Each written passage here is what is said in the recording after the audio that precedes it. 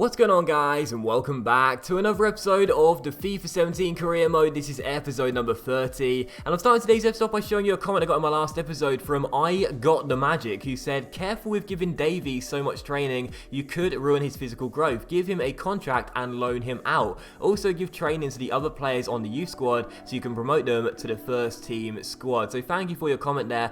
You are worried about Davies' physical growth. Well, let me just clear up those concerns right now. I've heard in this year's FIFA that overtraining youngsters does not affect their physical growth. Now, if I'm wrong, feel free to correct me in the comment section down below, but the reason I wanted to show that comment was because right now, as you can see, Menendez is getting training, Davies and our youth team is getting training right now, and I'm happy continuing to train them and overtrain them, if you will, to continue to get their stats better as soon as possible, because I have been told that in this year's FIFA, unlike last year, you don't get a problem where once a youth player hits a certain overall, their physicals stop to grow. So I thought I would clear that up right away there, if you guys are wondering why I'm overtraining young players and possibly harming their physical development. But thank you for your comment regardless, and I hope that helped.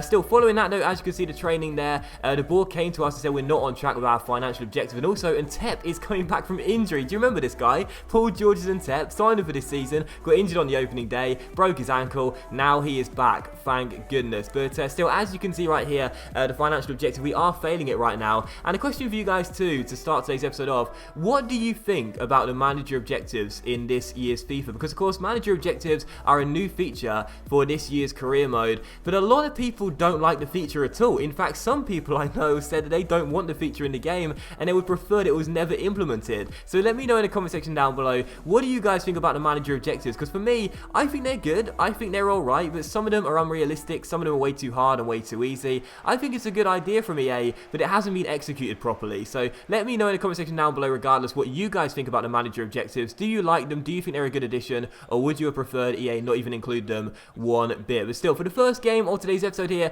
we will take on Sunderland in the Premier League, one of our rivals. Looking forward to this game, and what a great start as well, because just 14 minutes in, we would open the scoring through Luciano Vietto. Of course, in the last game in the last episode, you guys saw, he scored that sensational bicycle kick goal. Or was it a sensational bicycle kick goal? Because of course, it would have gone wide had he not deflected off Lovren. But for this goal, no one's taking this one away from him. He wins the header after a good cross to the far post, puts it past Manone and into the back of the net for his 5th goal in the Premier League and his 3rd in 2 appearances. No, that's not right. 3rd in 2 appearances. I think it's about his 4th in 3. It's something like that. But it's a good goal by Vietto, and he continues his goal scoring form. So 1-0 to the Borough, and the perfect start in this game, coming on the back of that great 3-2 win against Liverpool in the last game in the last episode. Sunderland had one chance in the first half, that shot going wide, the post and into the side netting. But in the second half, just 5 minutes after the restart, they had a really good chance to equalise here with Lenz on the ball. He backheels towards Jan Kirchhoff, and Kirchhoff holds off de Roon, plays it through towards Lee Catamol, who takes a strike, it hits the post, but the rebound is turned in by Lacadia at the far post, who makes it 1-1 as Sunderland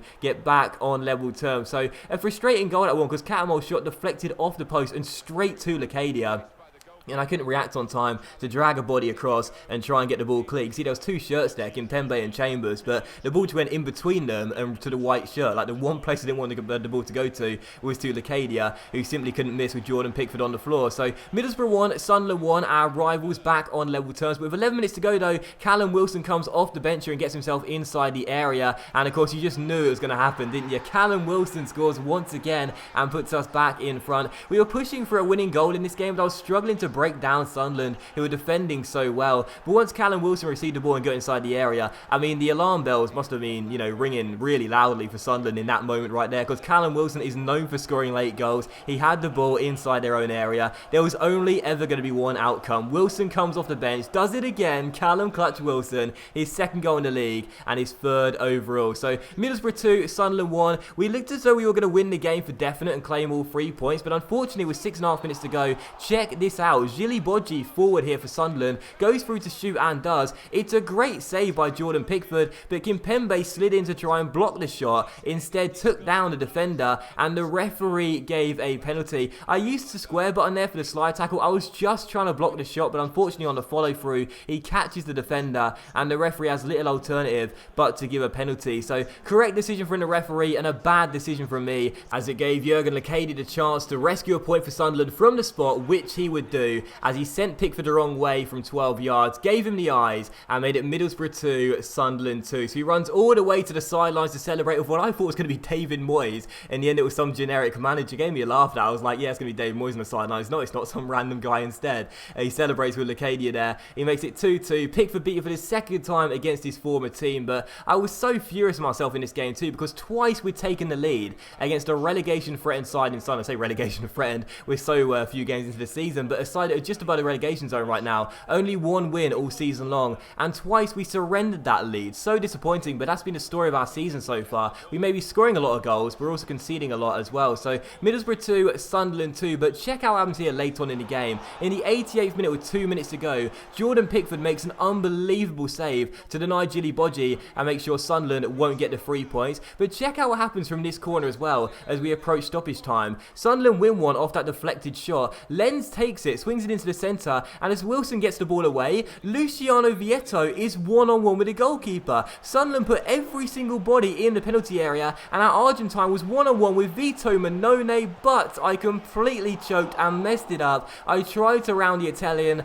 I did, but unfortunately Mannone, I thought made the save, but instead didn't have to make any contact with the ball, because I dragged the shot wide the post for a goal kick as it went behind, and we blew the chance to win the game late on. The final opportunity fell there as well. Ramirez with the final kick of the game, dragging his shot wide the post, and the game did finish Middlesbrough 2, Sunderland 2. So how gutting was that? I could not believe it, and I only have myself to blame for not getting the 3 points in this one. It's a big missed opportunity. You could sit there and say, well, at least you got a point, but it's 2 points dropped. I'm sorry. If we want to qualify for the Champions League, that's how you got to look at these results, because Sunderland did play quite well and put us under quite a bit of pressure. Lacadia was a beast in this game, so hard to stop, but for me, you know, to have thrown away 2 leads in the same game against a side right now of only 1 win in the league and down the bottom end of the table, just above the relegation zone, to have that chance in the final few minutes, like, I tried to round Mannone instead of go for the finesse shot. I thought the Italian might beat me on a one-on-one, thought I'd try and do something different. Like, you've got to take those chances, man, and this is the point. Like, if we want to get into the top 4 for next season to qualify for the Champions League, simply put, those opportunities, you have to take them. If you miss them, you may regret them come the end of the year, and so if we miss out on qualifying in the Champions League, like we did last year by a point or 2, I'll be sitting there saying to myself, yep, but in that game against Sunderland, we had the chance to secure those 3 points later on, and I completely blew it, and I'll only have myself to blame. So, furious with myself for not winning that game. We should have done, and that was a really, really bad result. Still, following the game, as you could see, we had a youth commentary report here. You can see how the players are currently getting on. I showed you Henry Davis right there, who I'm training right now, reference at the start of the episode. This guy looks really, really good, and I got to say, it's been, you know, youth players have been so bad in FIFA for a while, in my opinion. Not since FIFA 13 have they been really good, but I'm very excited for this young man. I think the youth players this season seem a lot better. It seems a lot easier to get good youth players into your academy now as well, and I think this guy could be a really, really awesome defensive midfielder in the future. I like the stats he's already got. He's already a very decent overall for a teenager, and he's got some really high potential as well. So he's 17 years old right now. I will be giving him a contract very soon. I don't know when exactly. I might wait for a few more months, but he'll certainly come into the first team before the start of next season, that's for sure, and he looks really, really good. So we'll look at the squad report as well. You can see the players are currently developing quite nicely too, which is good to see, and also look at the league table as well. 10 games in now, so just over a quarter of the season's now being played. We have 19 points and sit in 4th place, only 2 points off Chelsea, but as you can see, there's 5 teams right now, 4 teams even, on 19 points, and as you can see, it's been a good start, but it's going to be hard to maintain this sort of start as well, because right now, 10 games, but 4 of those games have ended in draws. We need to make sure that in those games, like against Sunderland, we don't just get a point, we get all 3 if we actually want to finish in the top 4 come the end of this season. But still, for the second and final game of today's episode here, we will take on the Greek side PAOK in the Europa League group stage away in Greece, looking for our 3rd win of the group stage out of the 4 games we've played, and also hoping to secure our progress into the knockout rounds tonight, because if we were to win tonight and PSV were to fail to beat Austria Vienna, we will be going through to the knockout rounds with 2 games to spare, and that was what I was targeting when the group started. So a big game for us in this one, trying to secure our progress with 2 games to spare, and that's why I did pick a really really strong lineup. First chance fell to us as well. Callum Wilson's shot being denied by the goalkeeper, and then from the corner, Victor Fisher found Bernardo Espinoza, but our defender could not hit the target with a header as he went wide the post and behind. So still 0-0. But another good chance at the 21st minute though, as we imposed ourselves on this game straight away. Adama sprints down the right hand side, finds Callum Wilson, who goes for goal and finds the back of the net as well to open the scoring, with a former Bournemouth striker making it PAOK 0, Middlesbrough 1. So the perfect start to the game. Adama with the assist, Wilson with the goal. It was a really nice finish as well from Wilson too, and of course we know that he usually scores in late game situations, but this was still an important moment for us. He got himself inside, had to take the chance, and he did as well, going across the goalkeeper with a really good finish. So the perfect start to the game then. His third goal in Europa League now as well, so his fifth altogether, as it was PAOK 0, Middlesbrough 1. He should have got his second goal of the game as well in the 33rd minute, but once again another fine save by the goalkeeper. And then the 38th minute, we should have made it 2-0 here. Hines' header was flicked on. Once again Wilson went for goal, but this time he was denied by a clearance off the line, as the defender took his time with that one, first chesting it and then volleying it away. Maybe it was for the cameras, I don't know, but it was still PAOK 0, Middlesbrough 1. We were putting the Greek side under so much pressure though in the first half, and if it wasn't for the goalkeeper, we would have been like 2 or 3 or 4 or 5 or 6 or 7 goals up, no exaggeration.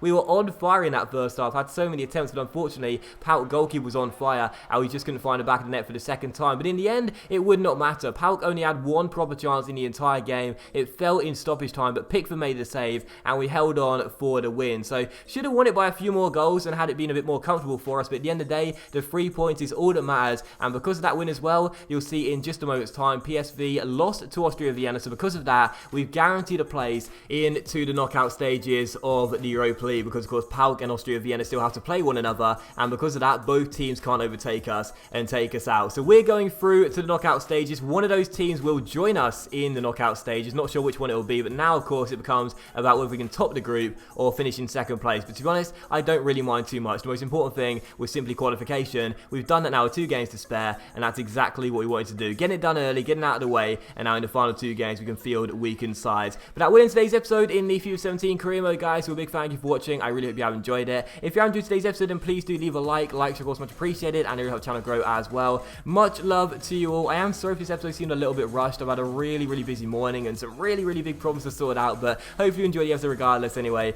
Thank you for all the support so far. It really does mean a lot. I'm rambling, so I'll leave it there and say thank you for your support. I love you all very much, and I'll see you for the next episode of the FIFA 17 career mode very soon.